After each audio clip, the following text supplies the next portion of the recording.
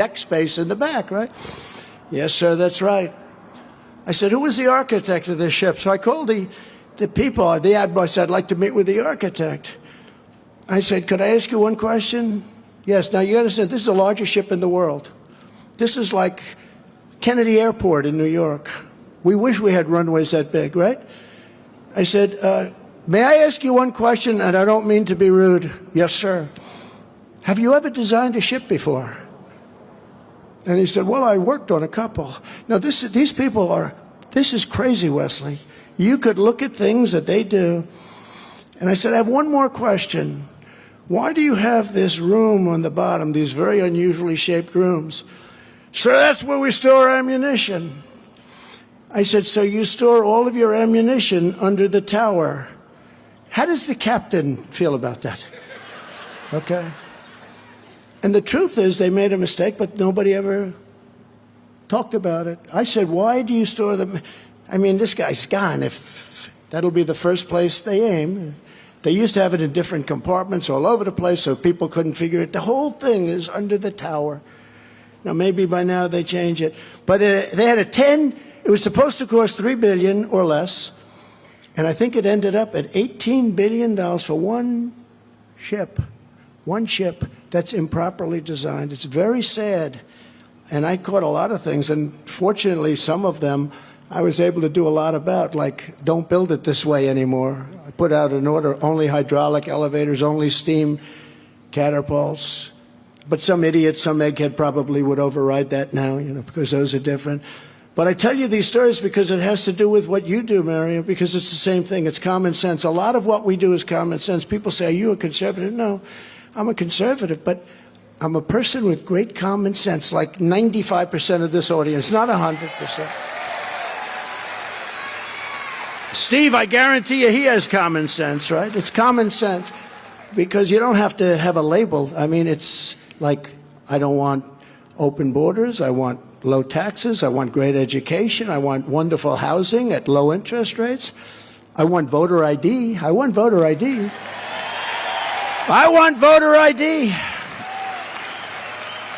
So we're going to create millions of new jobs, and we're setting the ambitious goal of achieving the absolute lowest cost for energy and electricity. We're going to rebuild our grid system. We're going to do things that nobody's ever thought possible, and we're going to do them fast. It's going to get done very fast. And this place and this state, but this particular place, but this state will be one of the big beneficiaries, I can tell you that. You have a lot of states will benefit, but this will be one of the big. And we've seen under the Biden administration, energy security is really, it's national security. Think of it. Energy security is national security. That's what it is. And we don't have national security now. We're like a bunch of very dumb people that have like a rudderless ship. If you don't have energy, and if you don't have borders, and if you don't have fair elections, you don't have a country. You don't have a country. And we're close. We're close to having no country. Joe Biden's Green New Deal, socialist scam. It's a scam. It ships our energy jobs from Texas to Tehran, and from Midland to Moscow, from Beaumont to Beijing. Beijing, China, lovely place. I've been there. Lovely place. Incredible what they've done. They've taken so much of what we had. Biden's policies are good for China, but they're not good for America, and we're interested in America. That's why I always say America first. We got that started.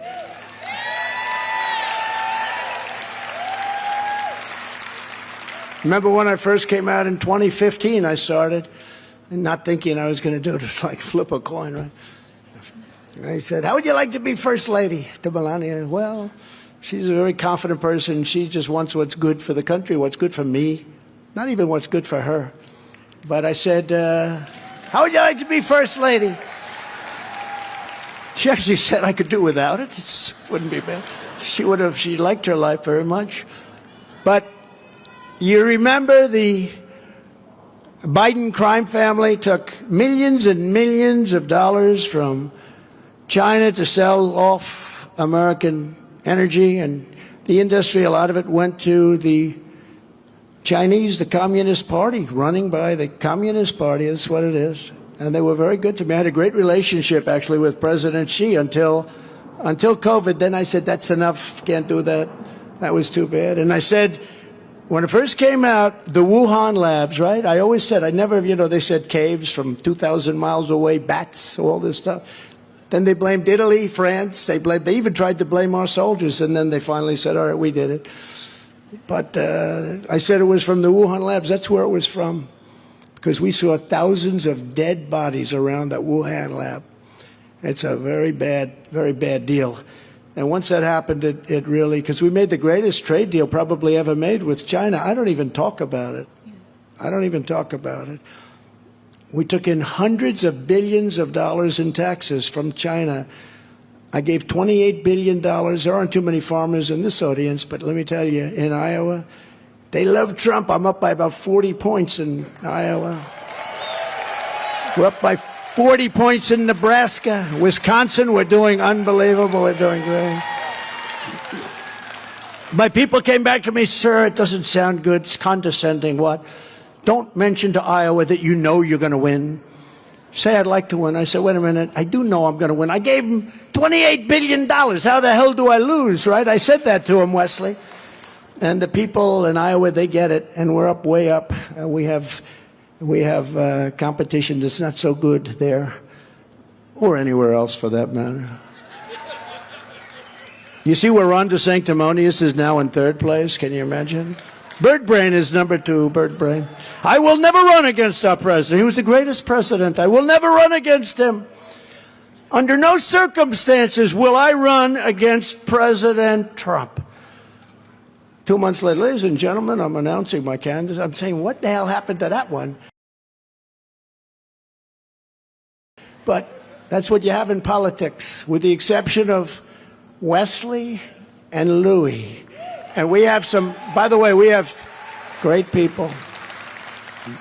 Dan Patrick is great. He's a great guy. I hope you like him, but he's a great guy. He's the chairman of our campaign, right? And so many great ones. Ronnie Jackson, right? Troy, do we love Troy? I love Troy. You have a couple that I don't like too much, but we'll tell you about them around election time. We'll talk to you about that and as the election nears. But it was just proven by House Republicans that Joe Biden personally received vast sums of money funneled from China directly into his pockets. Joe Biden is corrupt and Joe Biden is compromised, and you'll never have good deals with these foreign countries because they know everything about him. They know far more about him than we do.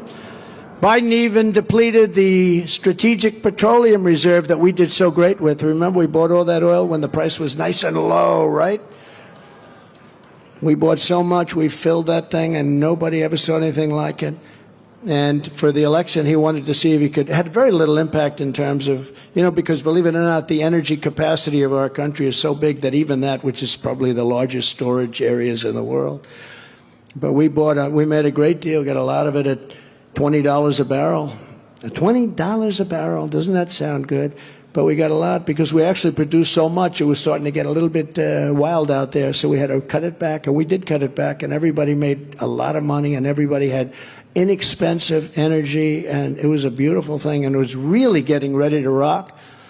And I couldn't wait to go over to Europe and make those deals. I would have made deals with every single country over there. They didn't need the Russia Nord Stream 2 pipeline. They didn't need it. Crooked Joe puts China first, Russia first, Venezuela first. How about that one? Venezuela, I thought they were the enemy, Louis. They have the worst. They don't have gasoline and they don't have oil. You know what they have? Tar. And I hate to say this. I'm in the wrong place to say I should. You know where it's refined? There's only one refinery in the country that can refine it because it's tar. They got a lot of it. You know where that refinery is located? In a place called Houston, Texas. Has anyone ever heard of Houston, Texas? Do you know that? So for all of those environmentalists that don't want to drill our clean, beautiful, sweet, they call it sweet, the real type sweet, they love it. They can taste it. That don't want. We have the most of it, but for those people that don't want to do it, you are right now in your city the refinery for the tar, which takes tremendously costly. But what it sends up into the air is unbelievable. And this was his choice. We could have taken it for nothing under our feet. But he takes it from an enemy country that is now run by dictators and run by a dictator. And that dictator was on his last couple of weeks at the end of the Trump administration. And now that dictator is a very rich man. You know that? Very rich. But Biden puts America last, and he puts our workers last. He puts our industries like this last. He puts your families last. And he puts everything that's good last. It's like April Fool's Day. Go through it. What has he done? Think of it. He's been there for 3 years. What has he done that's good? There hasn't been one thing that's done. Everything is bad. The border is bad. We'll say $1,000 to anybody that can name something. No, but think of it. Illegal aliens, the immigration, the border. You know, we built more wall than we said we're going to build 400 miles. We built 561 miles of wall.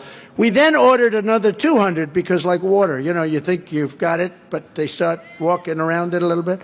So we ordered another 200. It was ready to be put in place, would have taken 3 weeks, and they said, we don't want it. That's when I realized they actually wanted open borders because they wouldn't put it up, and it laid there rusting, and then recently I read where they sold it for 5 cents on the dollar. The best wall. And this was a wall that was designed specifically by Border Patrol and me and everybody. And I didn't like it. I wanted to do concrete plank like you have in a parking garage. I was a good builder. I was the best builder. I built great. But I wanted concrete plank.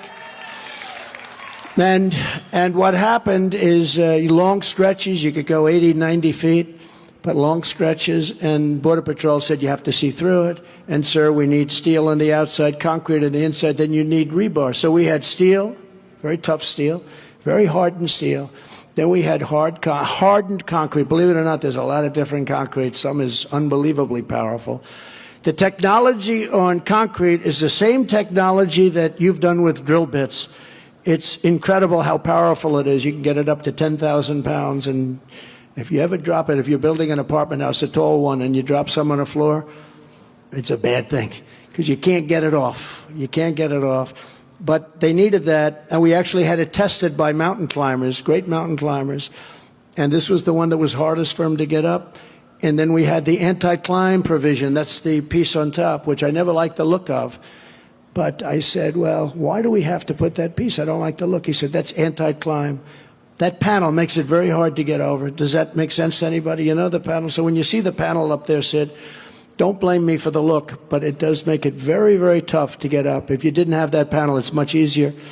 So we did it all the right way, and we had this all built. Another 200 miles, and they sold it for 5 cents on the dollar. It's so sad to see what's going on with our country. But Biden surrendered our energy independence to foreign producers, just like he surrendered Afghanistan to the Taliban. What a horrible thing that was. That was the lowest point, I think, in the history of our country. I don't think our country's ever been more degraded or embarrassed than anything like that, with that horrible day where they gave away $85 billion worth of brand new, that I bought because I rebuilt the entire military. We had 48-year-old fighter jets. We built the entire military, rebuilt it.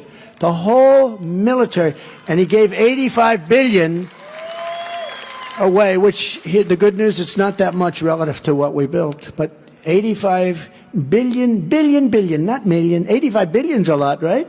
85 million is a lot. We did 85 billion, gave it to him, new planes, new everything, and we were getting out too. You know, I was the one that got it down to 2,500, but we're going to keep Bagram. The air base, which is one of the biggest in the world, cost us billions of dollars many years ago, not because of Afghanistan. I was going to keep it because of China, because it's 1 hour away from where China makes their nuclear weapons. So I was going to keep it for China. Wouldn't that have been nice? So they gave $85 billion away. Most importantly, we lost 13 great lives. And what nobody ever talks about, 38 young people, 4 women, 34 men were literally obliterated by that horrible bomb that went off.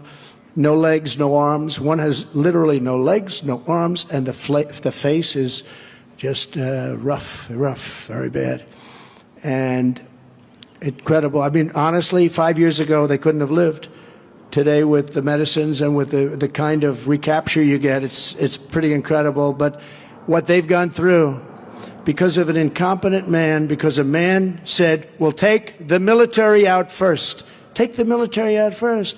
We also left hundreds of people that are American citizens in Afghanistan. And, you know, I spoke to the head of the Taliban. I took a lot of heat from these very fake news people back there. Actually, two of them are good.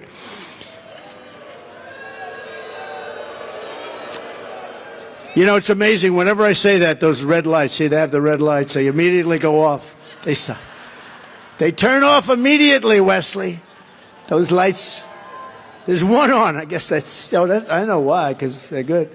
Not everybody bad. But when you look at what they've done, and now nobody talks about Afghanistan. You notice they're not talking much about Ukraine either anymore. That's because things don't go well. They don't want to talk about it. When things don't go well, they don't talk about it. You know, it's what they don't talk about, the fake news media, that's almost as bad and sometimes worse than what they do talk about. So that means that things are going badly because they're not talking about Ukraine anymore. I don't see it. And not just because of the catastrophe in Israel. Ukraine would have never happened with us, ever. Ukraine would have never, ever happened with us. Zero chance. And I told Putin, you do it, and it's going to be really bad. I said it much. I said, Vladimir, we're friends, but if you go in to Ukraine, things are going to happen, the likes of which you've never seen before. No, no, no. Then I told him what I was going to do. No way you're going to do that. I said, way. He said, no way. And you know what? No, I got along with him. Everyone hates that I got along. I think it's actually very good to get along with people. Not bad. You know, he's got a lot of warheads, and so do we. I think it's a good thing. I got along with Kim Jong-un, too, in North Korea. I got along very well with President Xi until, as I said, until that horrible China virus came along. I want to be accurate. We have to be accurate when you talk about it. So let's go with the China virus. Where the hell does COVID come from? What is COVID? COVID. You have the Spanish flu, right? You have all these different names. They name it after a location, but that one went on. But, you know, when you look at all of these things that have happened and all of the horrible stories that have taken place, and I wanted to get out. They were there for 20 years, and that was enough. That was enough. They didn't fight to win. You know, we fought to win. We fought in a place called Syria, and we knocked out 100% of the ISIS caliphate. And then I said, bring them back home, get them back home. We knocked out 100%. We knocked out al-Baghdadi, killed him. And the biggest of all time, Soleimani from Iran, the father of the roadside bomb. Right, Wesley? Father of the roadside bomb. He was the worst. He was a bad guy. 94% of the people that walk around from wartime wounds where they have no legs or no arms and were just obliterated, 94% because of Soleimani. He made those things by the thousands and levels of sophistication that people would be very surprised at, very, very surprised at. And he's gone. Think of that. So you have ISIS, and you have the biggest of all, the head of Pakistan, Khan. He was a great cricket player. He became the head of Pakistan. He said it was the biggest moment in my life. When I heard that Soleimani was killed, I left my office. I walked to my home. I stayed in my home in solitude for 1 week. It was the biggest event that ever happened to me. He was the biggest cricket player. That's like being a great NFL player, a great baseball player. He was said to be just about the best, handsome guy. He became the boss, Pakistan. He said, I left and I contemplated for 1 week. It was the biggest event of my life. I've never had anything like that happen. And many people felt like that. And I heard there were repercussions, all of the things, but you have no choice. You have no choice. I told the story the other night, which I'd never told before, that when Iran shot down a drone, a metal drone, it was 14 years old, not very valuable, flying very near Iran. Behind it was an airplane with 39 engineers and pilots in it. And Iran shot down the drone. I said, did they shoot down the plane behind it? Because you have engineers that generally follow the drones, right? They said, no, sir, they didn't. I said, I see. They shot down the drone, but not the plane. They could have shot down the plane, which is about 5 times bigger. I said, that's interesting. But we had to hit them. So we hit them quite hard. We knocked out their radar and different things. And we heard some word back from them, because I made the statement that if they hit us back, we're going to do things to them that they've never thought possible. And Iran, this is Iran, the same Iran that's wiping Biden's face in the mud. They called us up, and first time I told this story was a week ago. They called us up and they said, listen, we have no choice. We have to hit you because we have our own self-respect. And I understood that. We hit them. They got to do something. We're going to launch 18 missiles at a certain military base that you have. And you remember that night. Interesting night. I was the only one that wasn't nervous because I knew what was going to happen. They told us that don't be concerned.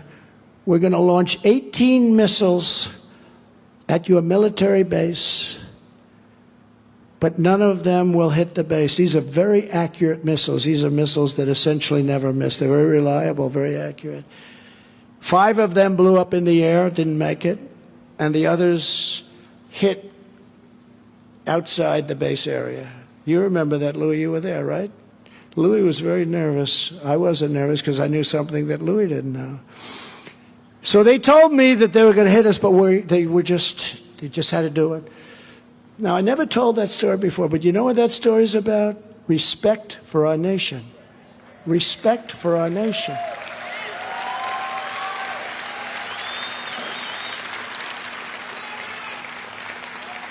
So we have an event coming up that I believe will be the biggest election in the history of our country. We have an event coming up that is important for lots of the obvious reasons, but important because there has never been a more incompetent, more corrupt, or worse president in the history of the United States than crooked Joe Biden. What he's doing, he is destroying our country. And the happiest person alive today is a man named Jimmy Carter. Because Jimmy Carter, I would say, had a brilliant presidency if you compare it to what we're going through with this person. He had an absolutely brilliant presidency. But we're going to do things immediately, within 24 hours. We're going to stop the invasion of our southern and, by the way, our northern border, which is not great either. But we are going to stop immediately. And we have great people like Brandon Judd, Border Patrol, the people at ICE, Tom Homan, who's fantastic, Central Casting. We have great, they'll do it within 48 hours. Like the caravan I told you that's on its way up, they wouldn't have caravan. Well, they had caravans when I came up with the name. I believe they'll say, oh, it wasn't really you, it was somebody. I believe I came up with the name because they started forming these caravans. And they don't put their best in those caravans. You know, these countries are very smart. They put people that they don't want to have in El Salvador, in Honduras, in Guatemala, in other places. And many of them now are coming from parts of Africa. Yesterday they had 18 people they got from the Congo, and four of them were from jails. By the way, Our prisoners are like the nicest people in the world compared to some of the prisoners that our country is taking right now. Our prisoners are refined, wonderful people, even if they were murderers, compared to the people that are coming out of some of these cells from MS-13, from South America, from Africa. They're destroying our country. And we have to get them out. We have to get them out, and we have to get them out fast. So,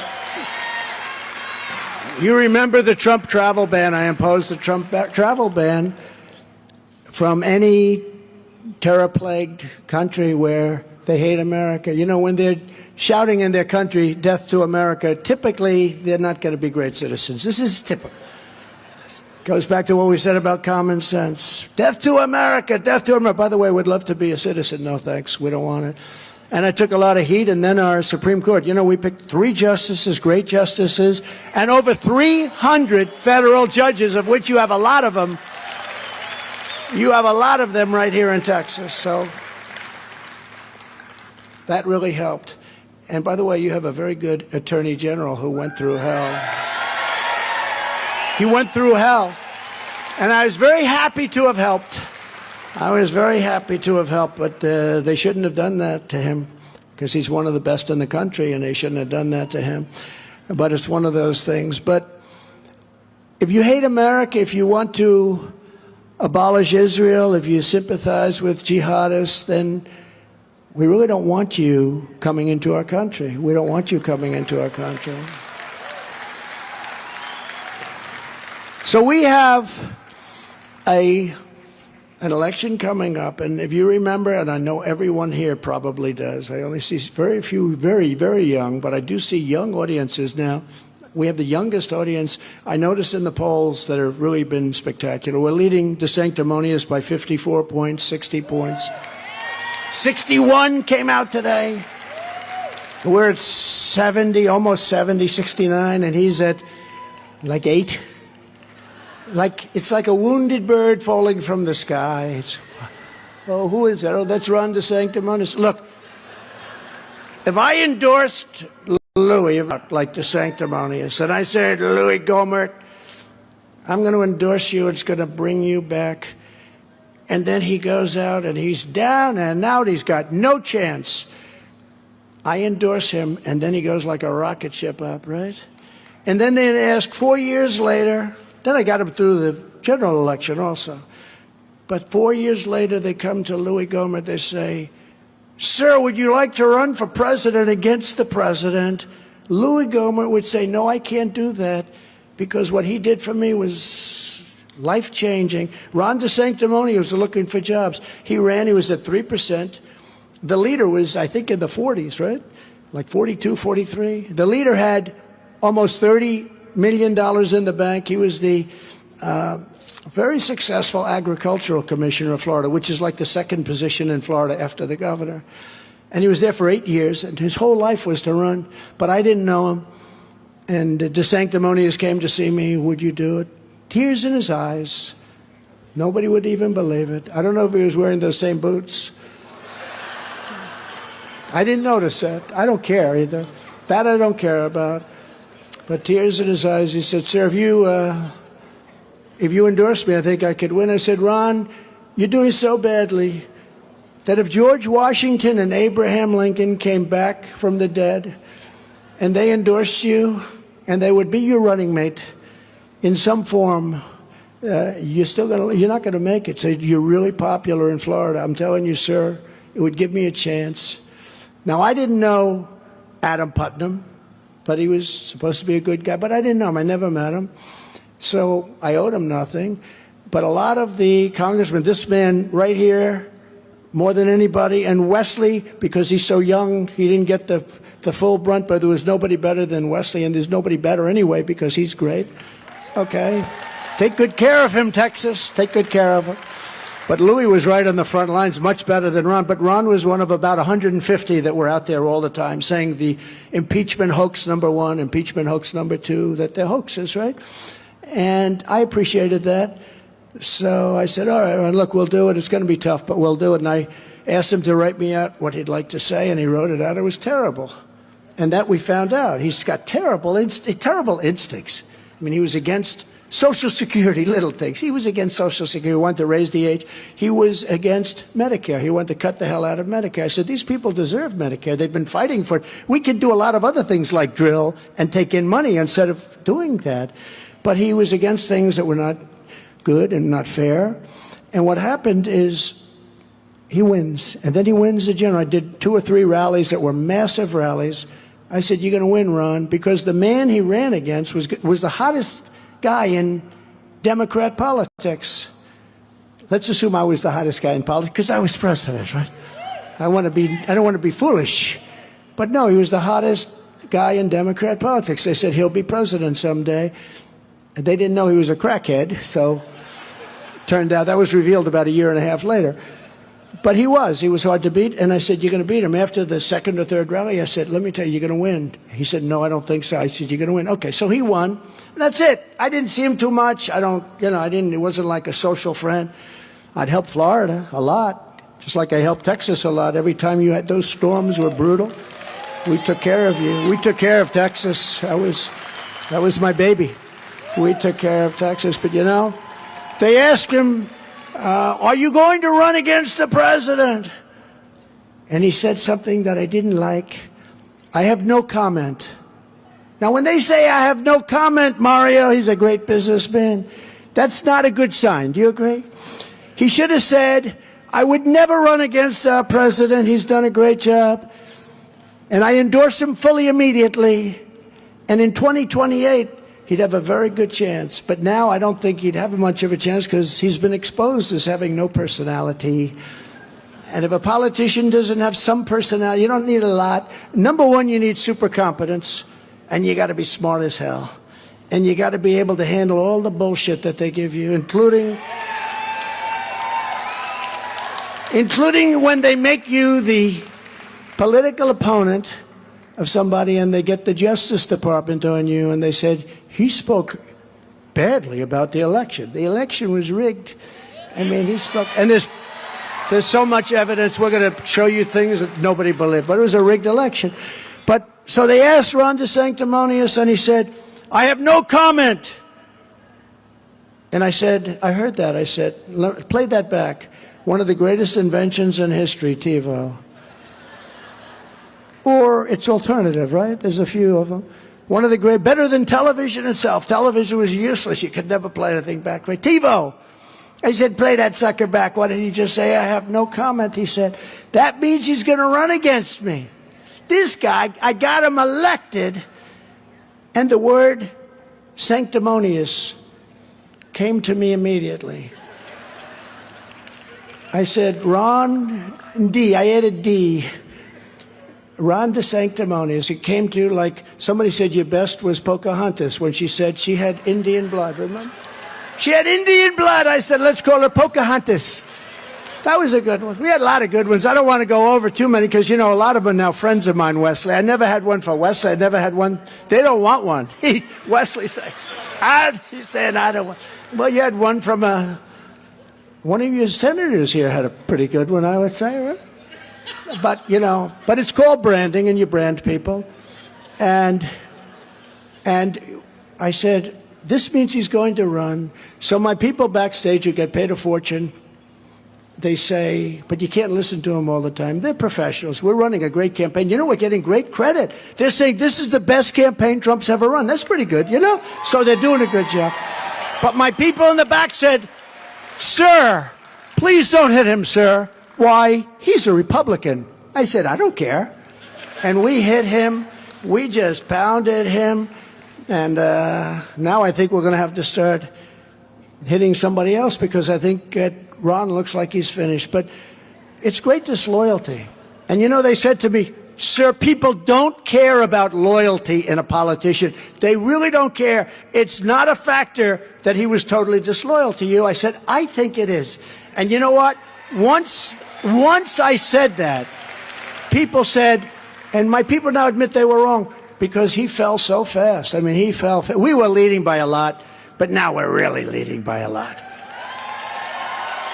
The only thing that could defeat us now is if we play prevent defense, like in the NFL, right? You know what prevent defense is, right?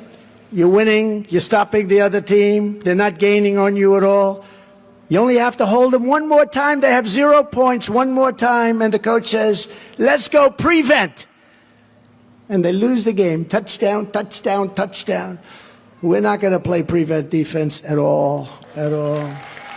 Because this is make or break. I really believe our country is at, I believe, the lowest point it's ever been. I think when you look at what's happening outside, when you look at all of these big, unbelievable, large groups of people screaming things that you can't believe are being stated inside the bounds of our country, when you look at what's happening.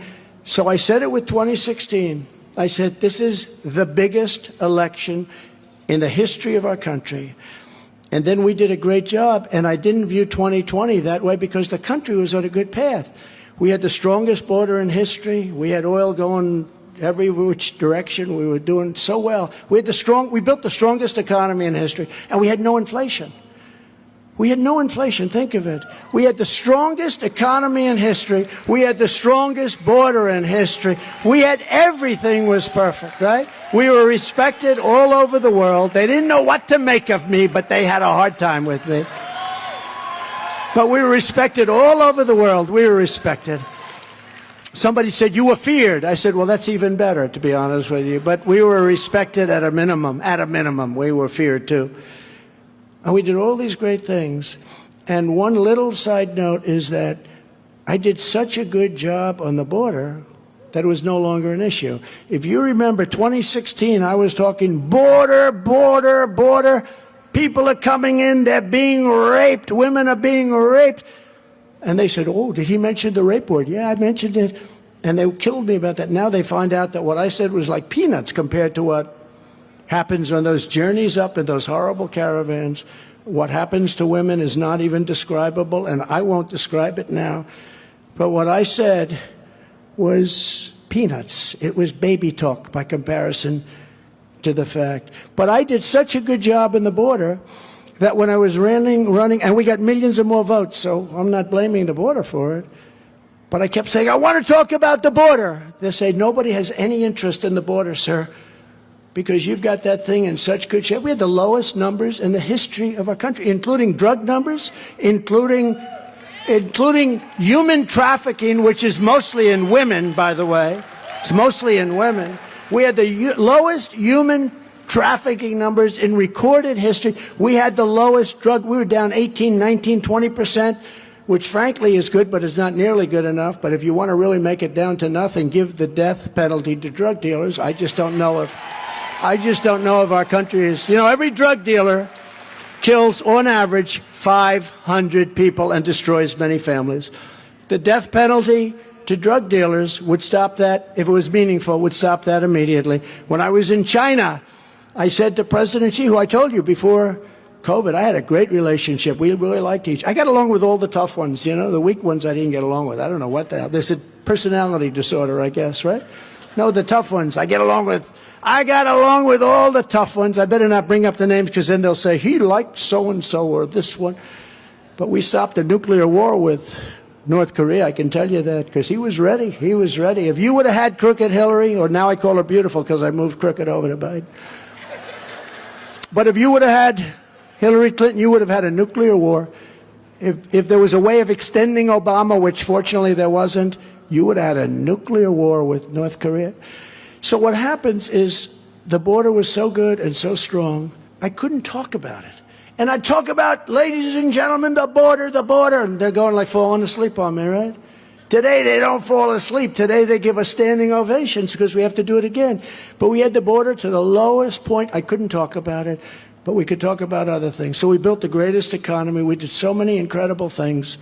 Even a thing like right to try. Do you know what right to try is?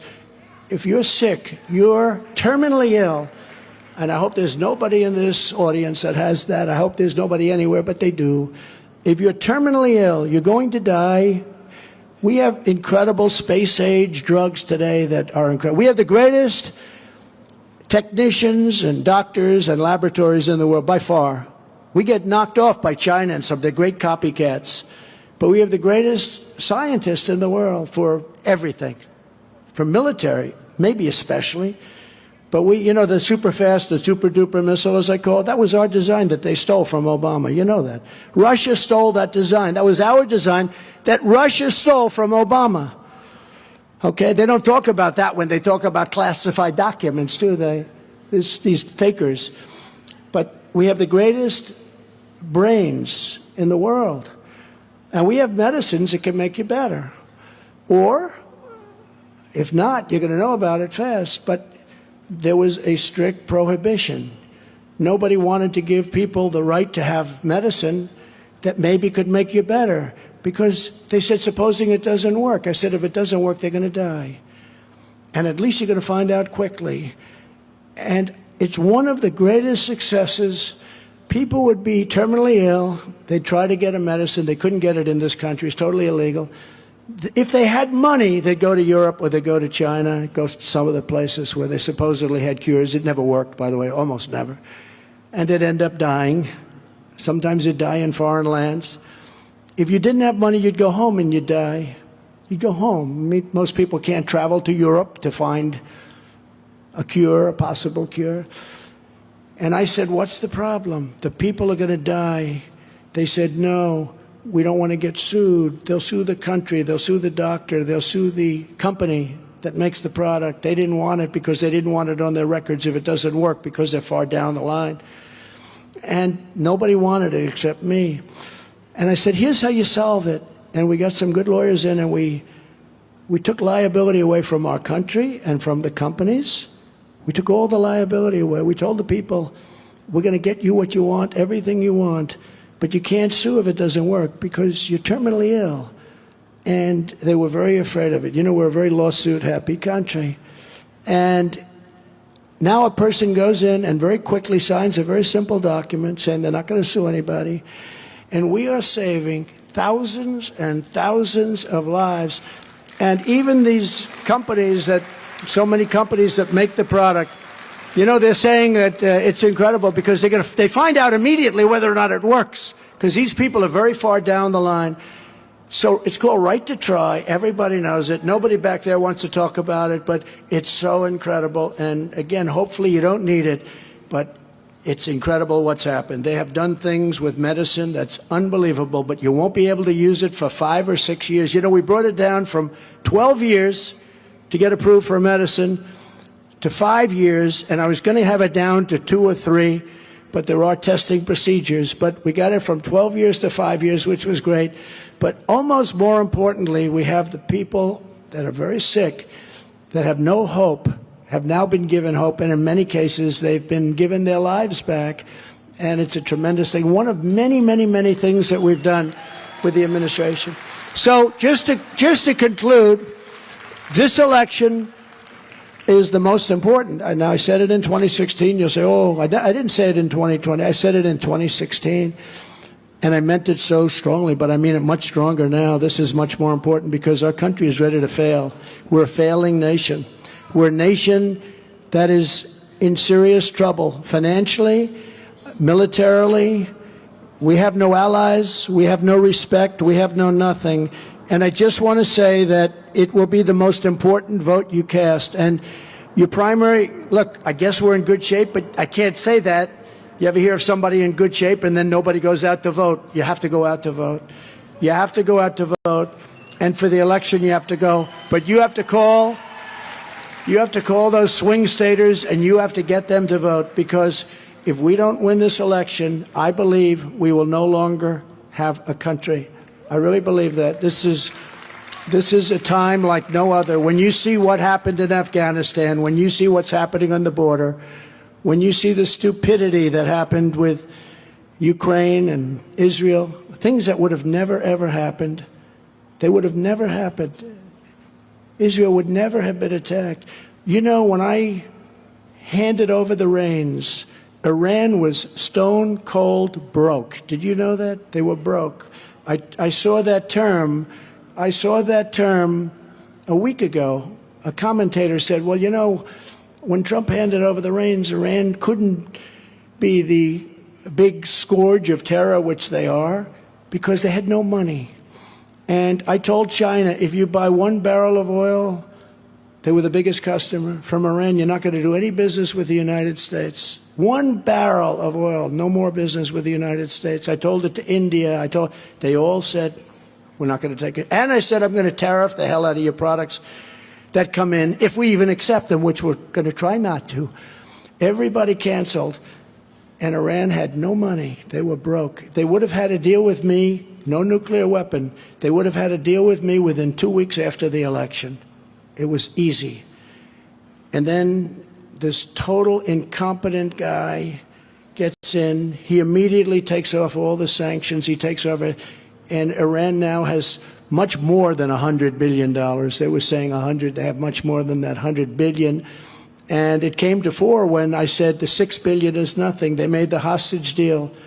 5 for 5. I said, well, that's better than they usually do, but the 5 for 5. You know, the Russia person that they got, he is the greatest arms dealer in history. You know that, right? He got for the basketball player that refused to stand up for the national anthem. They got the greatest arms dealer of all time. They call him the Merchant of Death. That's who we gave up. And so that's a tough trade. For me, that's a tough trade. But, you know, we gave 5 for 5, and then they said, let me give you the bad news, sir. What's the bad news? They also get $6 billion. $6 billion! I said, what that means is that they're going to go around capturing people all over the place, because I would never. I got 58 people back, and we never paid a dime. We never paid a dime. I call them the J6 hostages, not prisoners. I call them the hostages, what's happened. And it's a shame. And, you know, they did that, and they asked me whether or not I would partake and do the beautiful words, and I said, yes, I would. And you saw the spirit. The spirit was incredible. And when that came out, it went to the #1 song. It was beating everybody. It beat Taylor Swift. It beat Miley Cyrus, who was #1 and 2. They were #1 and 2. We knocked them off for a long time. That song was out there for a long time. Then, of course, they had a problem with the internet, right, you know? And so all of a sudden they said, oh, there's a problem, we'll have to take it off. And we raised hell, and it went back on. That was up there for a long time. It was a #1 record or song there was for months. So I just want to tell you about it. And I thought maybe this would be an appropriate place. It's certainly an appropriate state. I love Texas, and it's big and strong. And the people are big and strong, too, so I thought you'd like to hear that. I don't know if we've done that yet, but I think we should do it. I think we'll have to do that, Mr. Congressman, right? We're going to have to do that a couple of times more. Thank you, Wesley. And it's a great honor. We were supposed to have just a small little gathering to talk about drilling and things like that, and the small little gathering turned out to be a very large gathering. A lot of people outside can't get in. So we want to thank you all, this tremendous spirit that we have, and that is a very good group of people right over there. Thank you very much. And it's great to be back with thousands of proud, hardworking American patriots who believe in faith and family, God and country, oil, gas, and guns, right? You almost say, how do you vote for a Democrat? They don't believe, think of this, they don't believe in guns, they don't believe in oil, and they don't believe in God. And they've shown that. They don't believe in God. So I think we're going to have to start setting a lot of records, because people are very turned off to the alternative. And, you know, we ran twice, we won twice, we did much better the second time. But let me just tell you, there's far more spirit today, and we're just about a year out. Can you believe it? In 78 days or so, we have our caucus in Iowa. Then we go to New Hampshire. Then we go to South Carolina and Nevada, and get down to Florida very quickly after that. And we're doing well everywhere. We're way up, way up. But we've never seen spirit. We had a lot of spirit in 2016. We had more spirit in 2020. Bad things happened. But we had far more spirit, got millions and millions more votes. But there's more spirit even a year out because they see, Dawn, they see what's happened to our country since we haven't been there. Our country is being destroyed by incompetent people and crooked people, very crooked people. But I'm delighted to be here at Trendsetter Engineering. What a great company this is. What a great company. They can go down. They used to go straight down. Now they can do circles with those suckers, right? What they can do. They can even go to other people's property, I bet. Take a little left, clean him out, take a little right. I love your business, I'll tell you. Of course, I wouldn't know that, but I love your business. For nearly 30 years, Trendsetter's highly skilled workers, and they are. I just met them, skilled people, unbelievable people. It's what the country is all about in so many different ways. But I've been sculpting steel and titanium into really impressive machines and systems. I just got to see some things you wouldn't believe possible that power offshore oil and gas drilling, and it's done jobs that nobody ever thought. I would say even that brilliant owner that I'm going to introduce in a second would have said not possible 10 years ago, right? Not even possible to do. But I just want to congratulate you at Trendsetter and the chairman and CEO of Trendsetter Engineering, Mario Lugo. You ever hear of Mario Lugo? Should I bring him up? Should I bring him? Come on, Mario. Get up here, Mario. Come on up here, Mario. He's got to get through Secret Service. Come on up. Look at that. They love you, Mario. Well, you made them all rich, right? You made them rich as hell, Mario. Along with Mike Cargill and Steve Adair. Steve Allaire. Where's Steve? Steve, I just saw the most beautiful picture, and I signed it for you. And thank you for your nice words backstage. That was really great. Is he that good, Steve? Huh? He's better than that. Do you think he's ever done this before? Like, I know a lot of guys, you know, they're very good, but they've never done. Just say hello to your fans. Come on. Come on, grab. You go. We will help the president win in 2024. I promise you that. We're with you. Texas is with you. Make America great again. Thank you so much. Thank you so much. That's a good job. Boy, that's a good job. We don't usually do that, but, you know, I thought he deserved it because I got to see what they do, and what they do is incredible. Thank you, Mario. Appreciate it. Steve, thank you very much, everybody. Amazing. So I also want to thank some of the great people we have with us today. We have a man with an unlimited future, Wesley Hunt, to your congressman. Wesley, thank you. Wesley Hunt, he's got a big future. A congressman who's had a great life and done a great job, and he's going to do a lot of other great things, I have no doubt, because he's got energy like no other, and he's a man who loves our country. Louis Gohmert. Louis. Where is Louis? Thank you, Louis. He's been my friend. Oh, there you are, Louis. He's been my friend from the beginning. Another friend, agricultural commissioner, somebody that I saw on television years ago saying, you know, they were saying, gee, I don't know if Trump's going to win Texas. He said, I don't know where you come from. I watched him, and he had that gorgeous hat on that I wanted to have a hat like that. I loved him. He was on television on, I think, Deface the Nation, one of the shows. Ladies and gentlemen, it's Sid Miller on Deface the Nation. He's a good man. He's a good man. He's always on television with a hat. I want to do that. I want to start doing that. And then we have a woman who's very special because we endorsed her and she went like a rocket ship and she won. Land Commissioner Dawn Buckingham.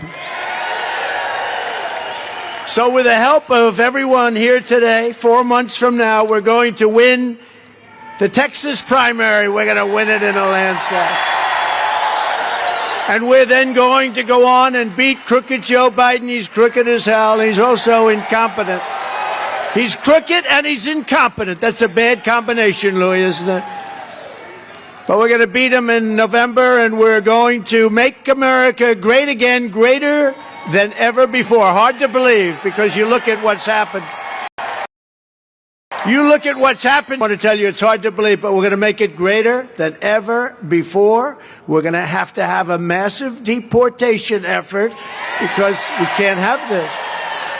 We have them coming in from jails, from all of the places that you wouldn't believe, mental institutions. My people said, please don't use the term insane asylum. That's silence of the lamb, right? Silence of the lamb.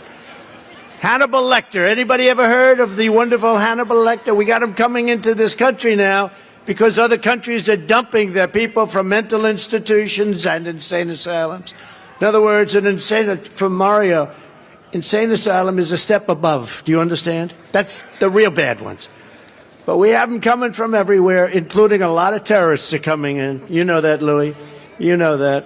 Common sense. You know, they just showed a chart on one of these crazy fake shows, but this wasn't fake, that in 2019, they found no terrorists coming into our country, and now they have numbers the likes of which they've never seen, Dawn. You know that, right? On day one of our new administration, we will end Biden's nation-wrecking war on American energy. He's wrecking the energy business. Who's in favor of cars that go very short distances that happen to be all electric? Is anybody? I don't think Mario likes, you don't like electric cars, Mario. He wants gasoline. He wants gasoline. He wants to go straight down and do a little turn every once in a while, right?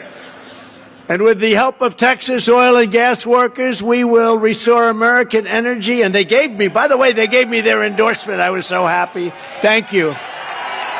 Thank you. Ron DeSanctimonious came here trying to get that. They gave their endorsement to me.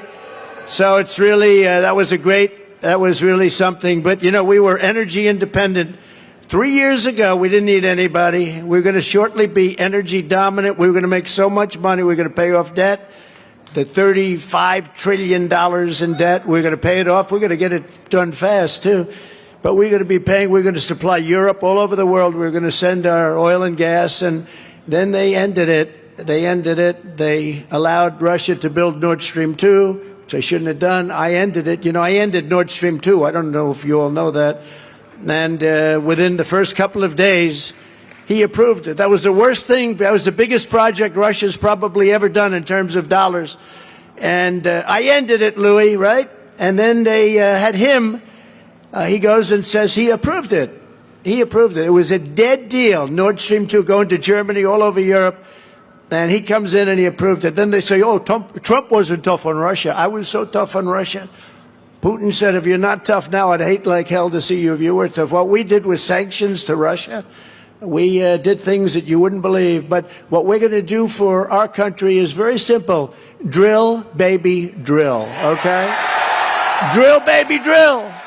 That's what we're doing. We're going to get it back even higher. You know, we took it from third place. We were in third and even fourth place. We were, when I left, unexpectedly, when I left, we were at number one by a lot, and now they're dismantling all of that. They want to go all electric, even though we don't have enough electricity to cool down California in the summers. You see, they had blackouts all over the place. This summer was a disaster. The winter's no good. The whole thing is crazy. Let's go all electric, but we don't have enough electric to take care of somebody's air conditioner in California. It's all over the place. But I'm proud to say that under my leadership, the United States became the #1 producer of oil and natural gas in the world by far. I mean, not just by a little bit. You have to see the chart. We ought to put up a chart. Why didn't you give me a damn chart, Mario? I'll put it right on the face of that beautiful piece of equipment, whatever the hell it is. Well, that looks beautiful. That is a beautiful hunk of stuff. That goes pew. And we became a net energy exporter for the first time in the history of our country. Do you know that? Because of people like that. Within days of my inauguration, I approved the Keystone XL and the Dakota Access pipelines. Literally within days. Remember, they were stopped. They weren't going to approve them. The guys, they spent billions of dollars. They weren't going to approve them. And actually, what happened is the Keystone was all set to go. It was started. They actually started it. Biden came in and he took it away. He took the permits away from everybody. I don't know how much money they lost on that deal, but they were going to build a pipeline all the way over to the Gulf, and Biden stopped it. And, you know, the amazing thing is the union head representing the pipeline workers, the union head, I guarantee there's not one worker that voted for Biden, crooked Joe Biden, but the head of it, they endorsed this guy, and he comes in, and within 2 days he ended the whole project, and those people suffered greatly. 48,000 jobs, 48,000 people, they gave their life for that, and they never really sort of recovered. That's what they wanted to do. I withdrew from the disastrous Paris Climate Accord, which was a ripoff. It sounds nice. I want the Texas Climate Accord. I don't want the Paris. We don't need Paris Climate Accord. We want the Texas Climate Accord. This is the climate we want, right, Louis? No, that was one of the greatest ripoffs. China was exempt. India was exempt. Russia was exempt. China didn't have to do anything until 2035. Think of it. But we had to pay billions and billions and billions of dollars to other countries because they were a growing nation. They call them a growing nation. What are we? We're a nation that needs it more than anybody else now, because what they've done to our nation in the last 3 years, we need help a hell of a lot more than China and a hell of a lot more than these other countries that are ripping us off in every possible way, including psychologically. They've taken over the Middle East. Now Saudi Arabia is aligned with China. You know that, right? When did you think that was going to be happening? They're all aligned with China, Russia, China, North Korea with China. We've lost everything. We've lost everybody. We're like on an island by ourselves. But don't worry, I'll get them all back real fast, and I won't be paying anything for it either. They'll come back, and they'll come back fast. They're going to come back fast because ours was natural. Theirs is unnatural. We slashed approval times for pipelines and other energy infrastructure to bring it down from 10 years to less than 2 years, and we were going to get it down to about 1 year before we got before we had a pause. You know the word pause? We have a pause. We have a little pause in here, Wesley. It's a 4-year pause, and it taught us how bad things can get. And that's why we're hotter today as a movement. It's the hottest movement in the history of our country, by the way, by far. But we're a hotter movement today than we were 4 years ago. I opened ANWR for energy development, which presidents had been trying to do for over 50 years. They've been trying to get it done. They couldn't get it done. I got it done. I had gas prices down to $1.87 a gallon. How does that sound? And we were producing at a level that nobody's ever seen before. The chart I was telling you about, it showed Saudi Arabia, a line like pretty straight, pretty flat, going up a little bit. It showed Russia going up a little bit, and it showed us going like this. Then Trump gets in, and we were like a rocket ship. It went boom. And that's because we have more liquid gold under our feet than Saudi Arabia or than Russia. That's not bad. Our energy policy was maximum production, maximum prosperity. We had prosperity like nobody's ever seen. And also maximum power, because it gave us power, not the kind of power you're thinking about. I'm talking about tremendous political power. With crooked Joe Biden, you have the exact opposite. We're laughed at by everybody in the world. They don't even believe it. They can't believe it's happening. Our country is no longer respected. All 50 states have hit record high gas prices, but they're cutting way back on the gas. We're talking about numbers that nobody's ever seen before. Remember this, a lot of the energy production and a lot of the other production, where you see the stock market, a lot of the production that we have right now, go ahead, please sit down. Sit down, it's very hot. It's good for me. I don't know if it's good for you. Sit down. They'll be standing up in about 2 seconds. Anytime I mention drilling, they all stand up. But, you know, the Biden administration, if you look, they're so bad, but they're just coasting right now on the fumes from what we did. But those fumes are wearing thin, and you see that happening. The economy is horrible. What's going on? Biden blocked oil and gas leasing in America, and when he killed the Keystone Pipeline, he approved, remember that? The Russian pipeline shortly thereafter, Nord Stream 2, and nobody ever heard of Nord Stream 2 until I came along. Nobody knew they were building the biggest pipeline anyone's ever seen, I guess, covering all of Europe.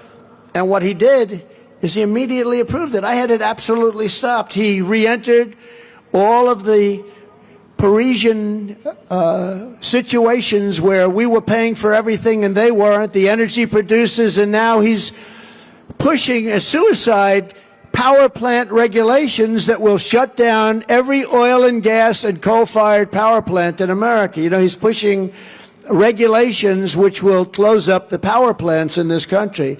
And the least he could do is take a look, a modern-day look at Germany. 4 years ago, I told Angela Merkel, who I got along with actually surprisingly well, she was tough. She made a couple of mistakes. She let about 2 million people into the country that they shouldn't have. That was a big mistake. And she made something else. She decided she's going all green.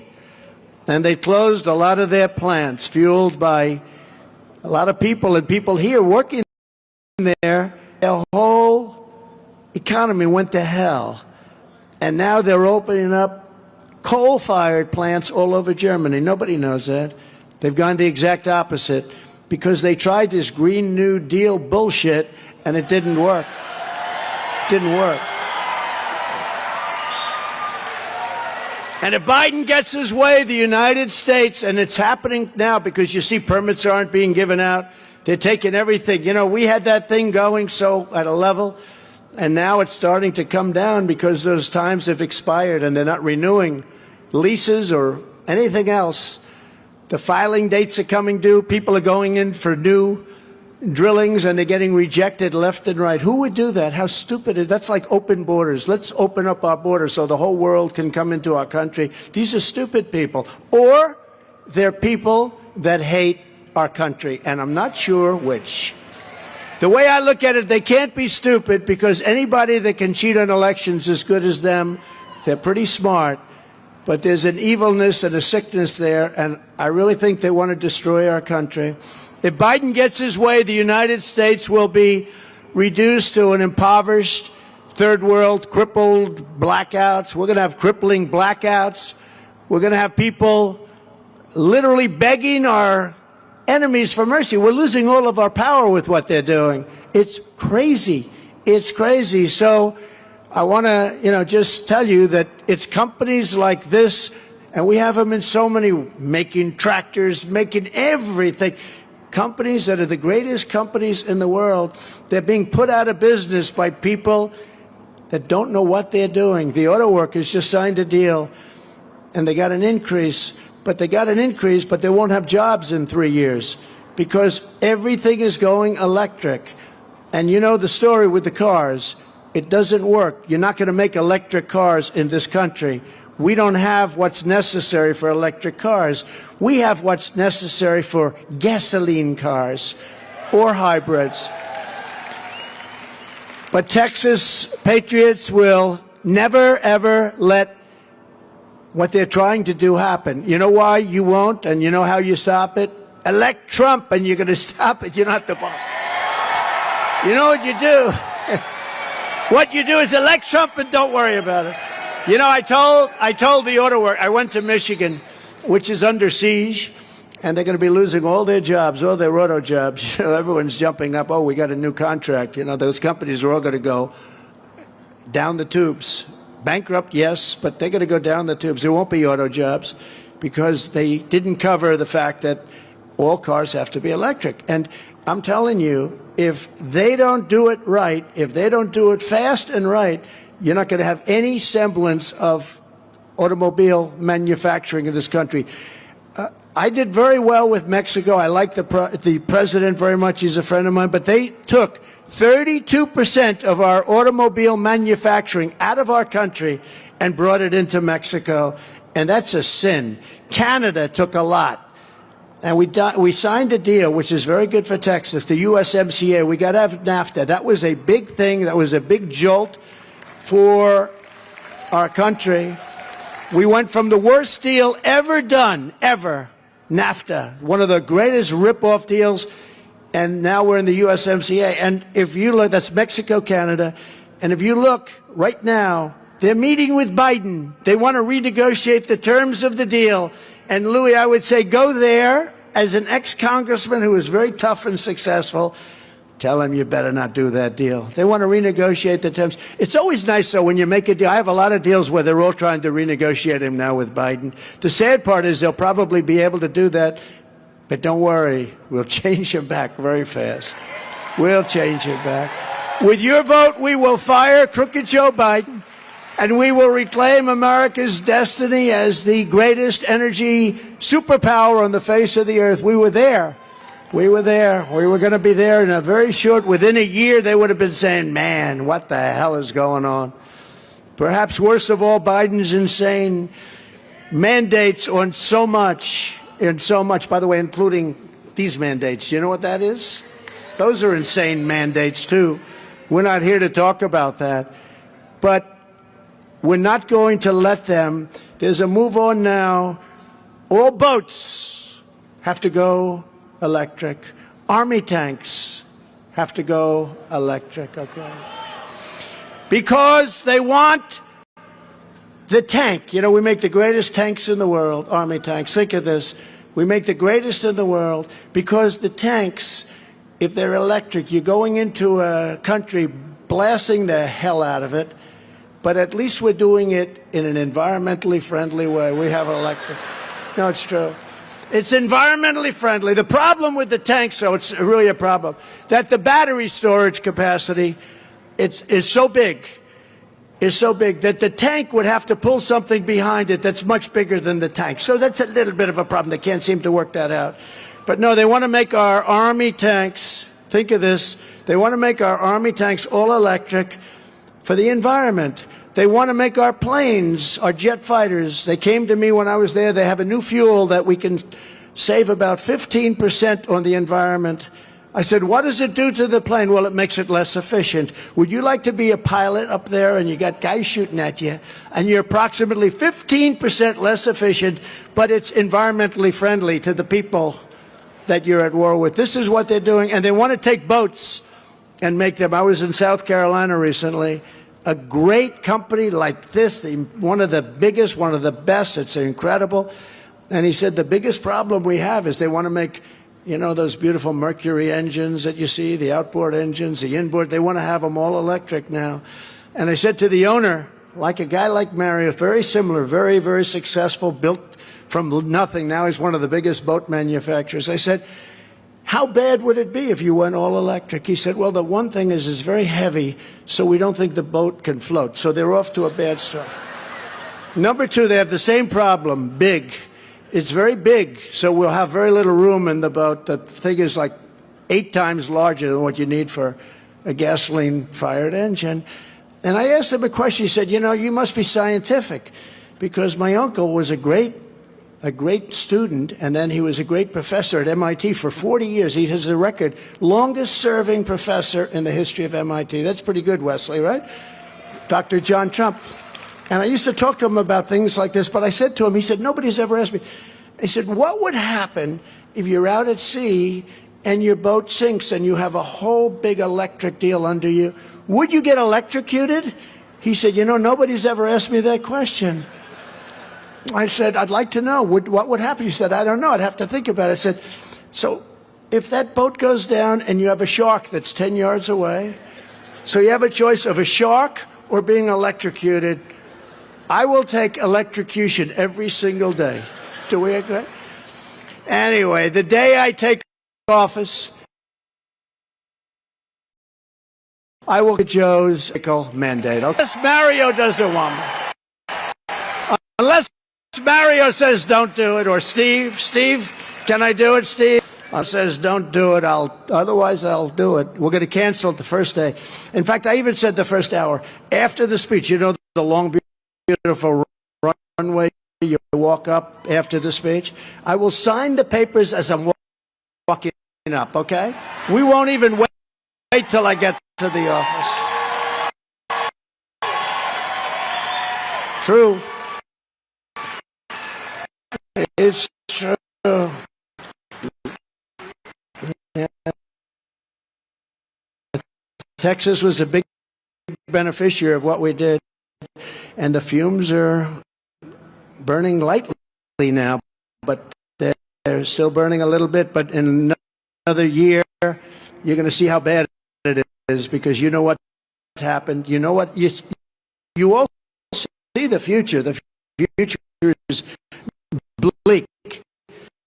Under the Trump administration, electric, hybrid, and gasoline-powered engines will be allowed all over our country and all over the world. But remember this, very important. That's allowed, but child sexual mutilation will not be allowed, okay? Will not be allowed.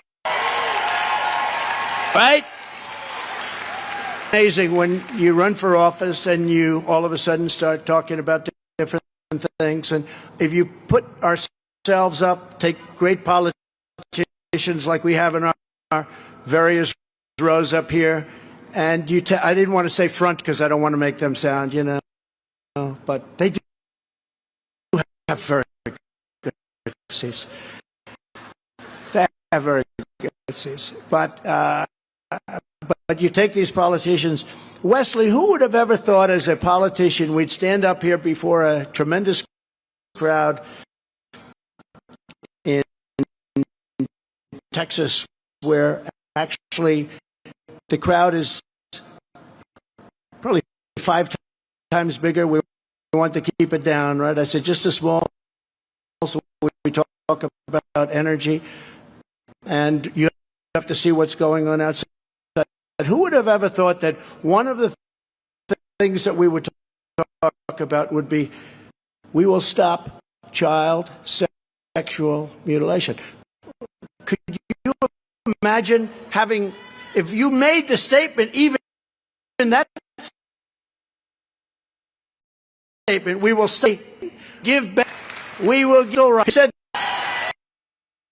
all the time, because they have millions of yes, you know, take a pot, and the women can do it, men can do it, some can do it well, too many, there aren't too many.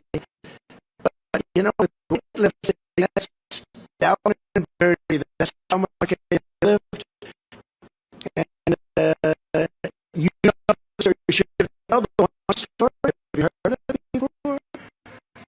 The one story is a young woman who was a great champion weightlifter,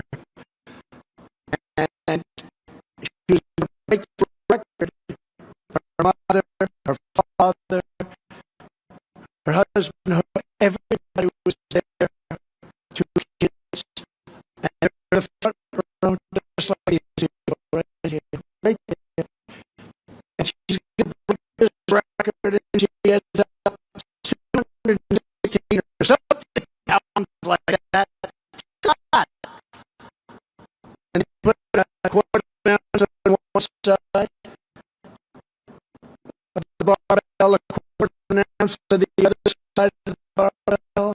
She got over that thing, and she started going. She's going to show her parents that this is going to be a record. And I shouldn't do this because the first lady hates me when I do it. She said, please.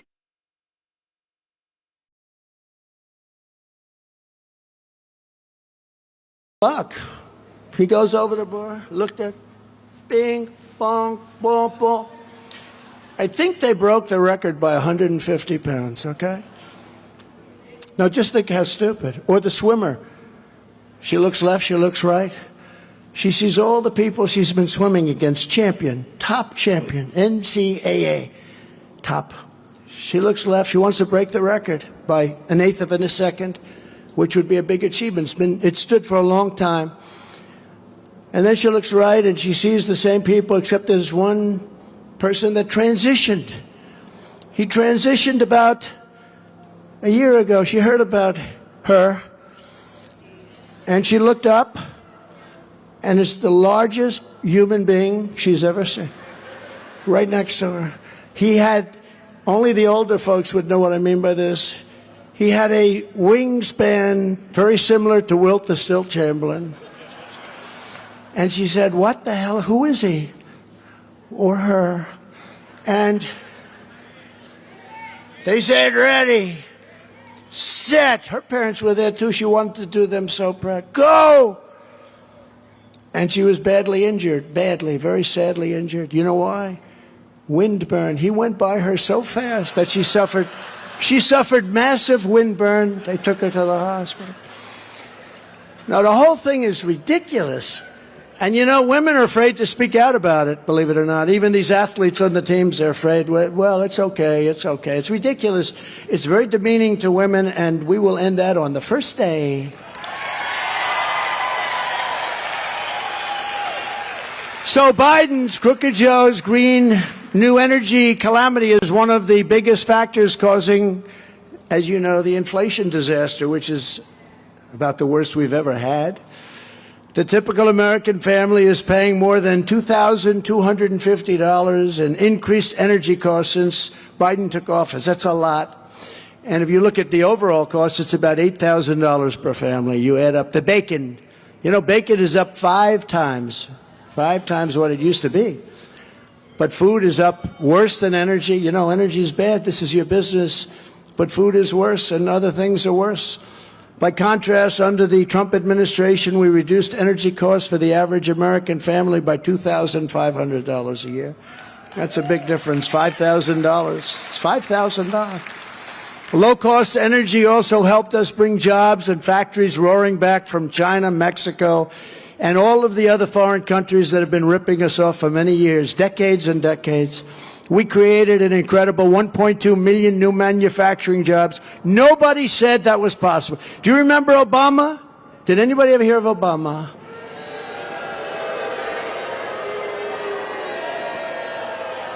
That's not very respectful, Sid. Barack Hussein Obama. Remember Rush Limbaugh? He used to go, remember? He'd go, Barack Hussein Obama. He used to scream out.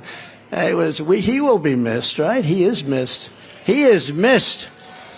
But we created an incredible 1.2 million manufacturing jobs. Everybody said that was impossible. Obama said it was not possible. He thought we gave up on manufacturing, that places like this, Mario, wouldn't exist. You know that. He said that they'll be made in other places. You know, we would have nothing to do. What are we going to do? They want to build just low-income. Everyone's going to build low-income housing. At some point, or senior citizen, at some point, though, people have to, like, work and create things, you know, not just places to stay. But in my next term, to accelerate our manufacturing resurgence, and we were setting records. Not only were we building and doing it, we were setting records at doing manufacturing jobs, because I was tariffing and taxing China and other countries at a level that made it more competitive for companies like this to build here than it was to build over in China to deliver here, where we would actually build cars in China, and I put a big tax on those cars coming in and stopped it, but we would build cars in China and sell them in the United States and lose our jobs. And China and other countries, not just China, other countries, they'd say, we're not going to take your cars at all. If you want to make cars and if you want to sell them in India or if you want to sell them in any one of many countries, come over here and build a plant, but you're not going to sell them if you make them in the United States. We let this go on for years. We stopped it. We stopped it. And who can blame them if they get away with it? Who can blame them? That's why they became such monsters in terms of manufacturing, because of our politicians who were very stupid or corrupt, but who were very stupid people. They destroyed our country. I mean, they've destroyed the manufacturing base of our country. You look at shipbuilding, how few ships we build. You look at some countries like South Korea, their laws set up for them to build. Our laws set up for us not to build. But it's pretty scary. You know, during the Second World War, we were building a ship a day. Today, you can't build a ship in 4 years. It took us 10 years to build the Gerald Ford aircraft carrier, 10 years. And then they decided to be cute. They used, instead of hydraulic elevators, they used magnetized elevators. So if I have a glass of water, I pour it on this massive, that's the end of that. They'll send, again, to MIT, they'll send somebody, send a couple of scientists. The catapults were made electric instead of steam. And when I went to the ship, it was in big trouble because it was, listen to this, Louis, it was $10 billion over budget. And I wanted to go and see this ship that was costing so much money. And I landed with a helicopter on top of this massive, incredible ship in Newport News, being made in Newport News. And I said to the people, they all greeted me, and they said, "Sir, this is the admiral, and this is the general, and this is this or that." I said, "I don't want to meet those people. I want to meet the catapult people, the people that have done the catapulting." They call them catapulters. And so they said, "Really, sir? Wouldn't you rather see the admiral first?" "No, the ship is $10 billion over budget. I don't need the admiral. I want to find out what the hell happened because the catapults weren't working." So for 50 years we used steam, more. And that beautiful scene, that steam goes off and that plane gets thrown the hell off, the power, beautiful. And it's cheap. So they bring these 5 guys over. One's named Joe. I said, "Joe, hi." "Yes, sir, I'm the chief catapulter. It's what I've done my whole life, sir." If you told him he could live in a penthouse in Trump Tower and have the life of Riley, that I did have before I did this crap. You do understand?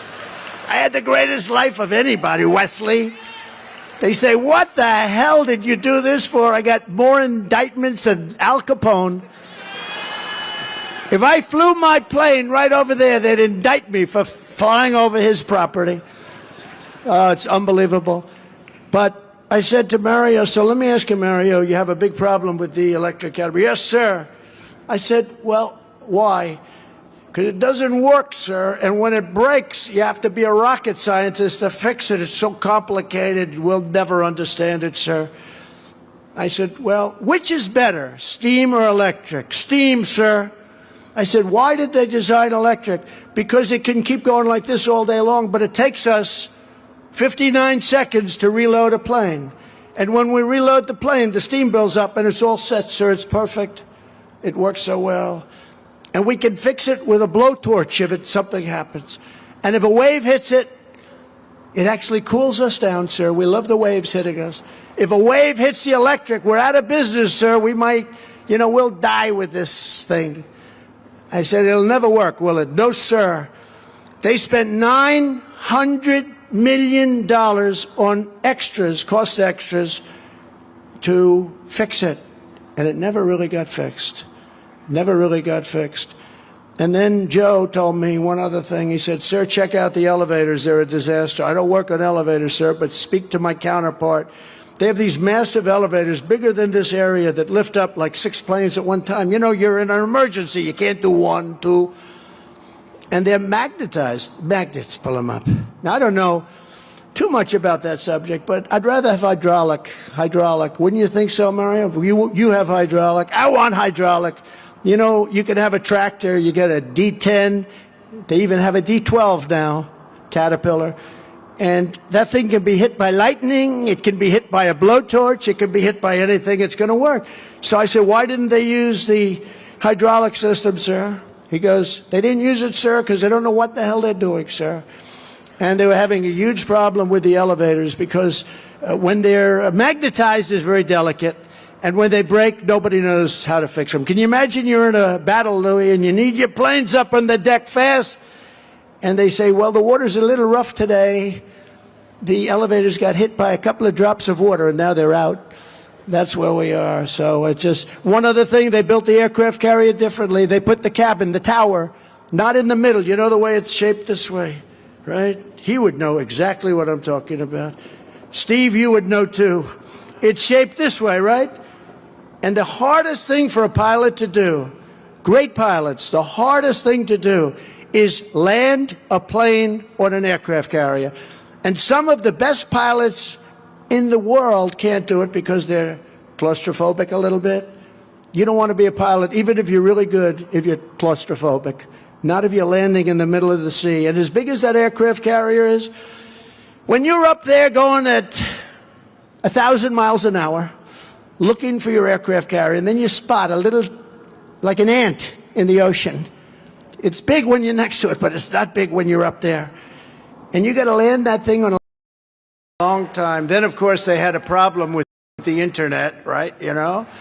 And so all of a sudden they said, oh, there's a problem, we'll have to take it off. And we raised hell, and it went back on.